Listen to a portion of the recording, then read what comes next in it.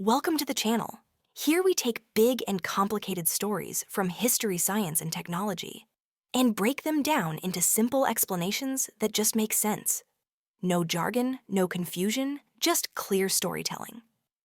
And today, we're looking at one of the most fascinating stories in human history, the rise and fall of the Roman Empire. How did a tiny village become a superpower?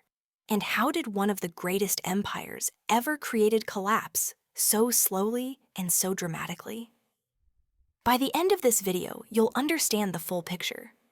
If you enjoy explanations like this, consider subscribing. Now let's begin. If you've ever wondered how a small village on the banks of the Tiber River grew into one of the most powerful empires in world history, and then collapsed just as dramatically, this is the story. The Roman Empire didn't rise overnight, and it definitely didn't fall overnight. It rose through unmatched ambition, military strength, and political innovation. And it fell through corruption, overexpansion, economic crisis, and relentless external pressure. Today, we're going to break it all down simply, clearly, and in a way that finally makes sense. Let's start at the beginning.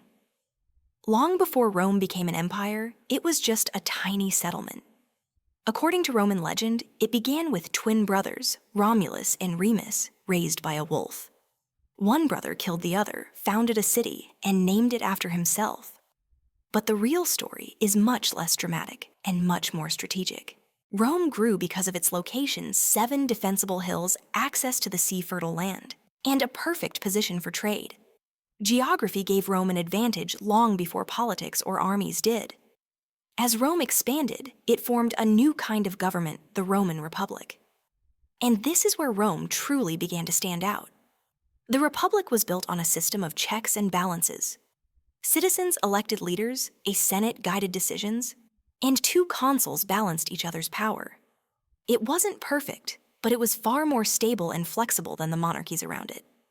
This political structure allowed Rome to adapt, negotiate, and grow with surprising efficiency. But the real engine behind Rome's rise was its military. The Roman army was disciplined, organized, and built on strategy rather than pure force. Soldiers trained relentlessly, formations were precise, and Roman engineers built roads and forts faster than others could react. Even more importantly, Rome had a unique policy for conquered peoples. Instead of simply destroying cities, Rome often offered alliances, partial citizenship, and a chance to join the Roman system.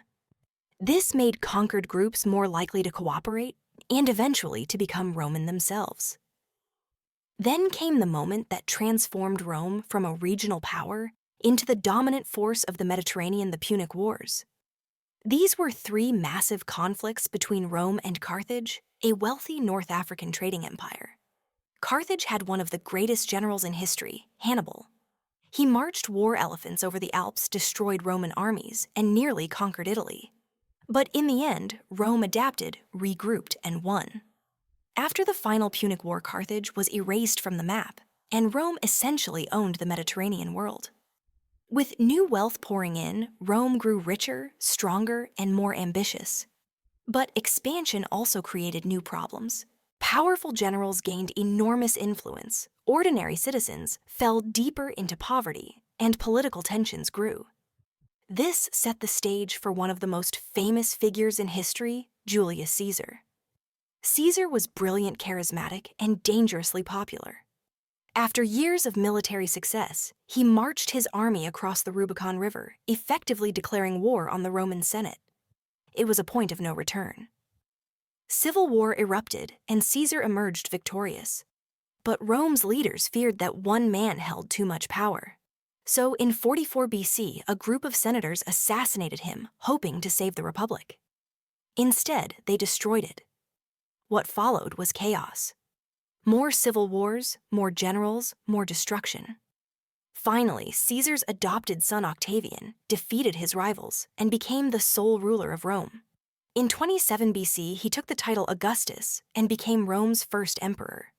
The Roman Empire was born. Under Augustus, Rome entered a golden age known as the Pax Romana, the Roman peace. For about 200 years, the empire thrived. Roads connected every corner of its vast territory. Trade boomed. Architecture flourished, Roman law spread. Cities grew. And millions of people lived under a system that, while imperfect, brought stability and prosperity on a scale the world had never seen. At its height, Rome stretched from Britain to Egypt, from Spain to the Middle East.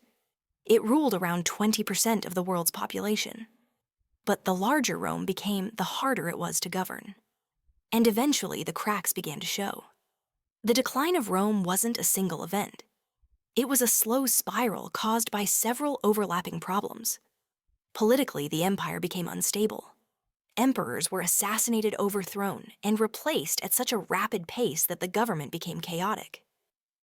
Economically, Rome suffered from inflation, corruption, and a tax system that overwhelmed citizens. Militarily, Rome relied more and more on mercenaries, soldiers paid to fight not loyal to Rome itself. These troops were less disciplined and sometimes even turned against the empire. Then came the external pressures. Germanic tribes, Goths, Vandals, and eventually the Huns pressed against Rome's borders.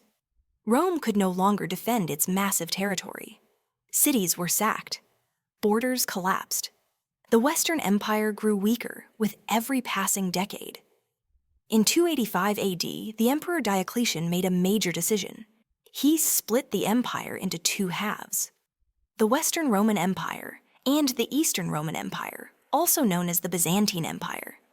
The idea was simple: two rulers, smaller territories, better control. But while the Eastern Empire grew wealthier and stronger, the West continued to struggle.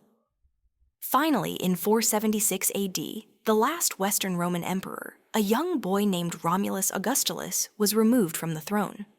No armies marched in to restore him. No senators fought back. The Western Roman Empire simply faded out of existence. Rome, the eternal city, had fallen. But here's the twist: the Eastern Roman Empire didn't fall. It survived for another 1,000 years. When the West collapsed, the East continued Roman traditions, Roman laws, Roman engineering, and Roman culture. So in many ways, Rome didn't die. It transformed.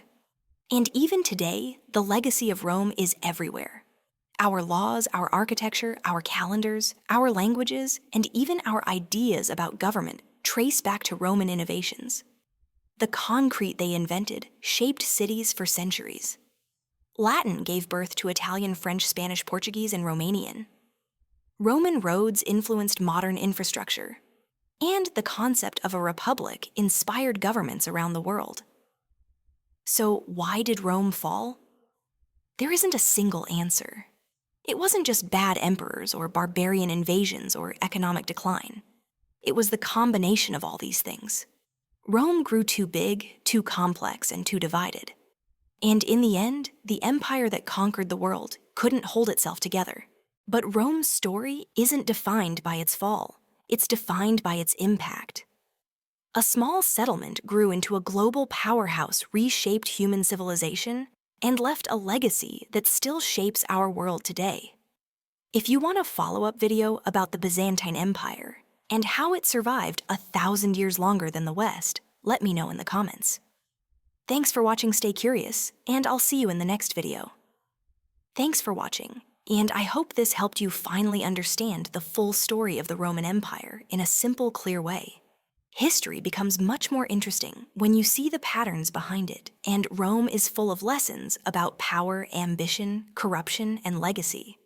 If you want a follow-up video on the Byzantine Empire Roman engineering, or why ancient empires rise and fall, let me know in the comments. If you found this helpful, give it a like, and if you're new here, subscribe for more easy, powerful explanations just like this. Stay curious, and I'll see you in the next video.